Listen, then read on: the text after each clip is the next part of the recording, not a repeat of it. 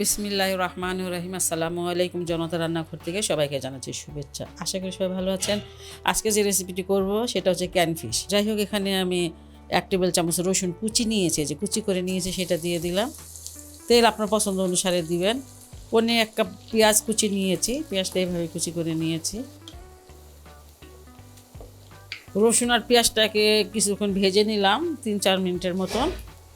একদম লাল লাল করা লাগবে না। এখানে আমি 1 ছোট চামচ দিয়ে দিচ্ছি আদা রসুনের পেস্ট। যেহেতু আমি রসুন অনেকগুলো দিয়েছি, পেস্টটা একটু কম দিব। ধনিয়ার গুঁড়া আধা চামচ, হলুদের গুঁড়া আধা চামচ, মরিচের গুঁড়া এখানে 1 চামচ। মরিচটা ঝালটা নিজের মতন করে দিয়েন। এখানে জিরার গুঁড়া সেটা আধা চামচ, এটা ভাজা জিরার গুঁড়া।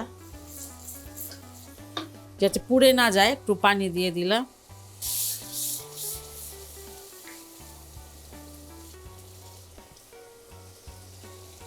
কিছুটা লবণ দিয়ে দিলাম। মাছটা লবণ আছে, এই জন্য অল্প লবণ দিলাম। এখানে আমি দিয়ে দিলাম একটা টমেটোর আর 4-5টা কাঁচামরিচ। কাঁচামরিচটা একটু গোল গোল করে কেটে নিয়েছি। আর ভালো করে টমেটোটাকে মশলার সাথে কষিয়ে নিতে হবে।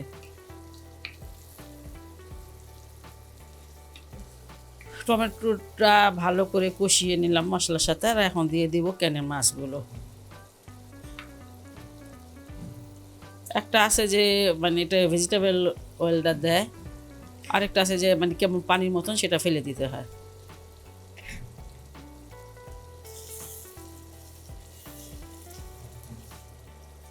অনেকে এটা অনেক কম মশলা দিয়ে খায়, স্যান্ডউইচের ভিতরে দিয়েও খায়।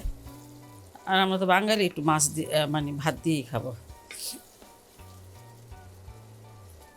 সব ভেঙে দিলাম একদম। আর পানি দিতে হবে না, এটা একদম ভুনা ভুনা করে নিব। টোনা ফিশটার মধ্যে কোনো পানি দিবেন না, আমি কোনো পানি দিই নাই। যাই হোক, হয়ে গেল। অনেক টেস্টি হয়, ভালো একটা স্মেল বেরিয়েছে। যাই হোক, আপনারা এটা অবশ্যই এটা বাসায় ট্রাই করতে পারেন।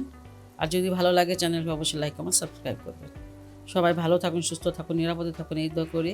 আপনারা আমার জন্য দোয়া করবেন। আল্লাহ হাফেজ।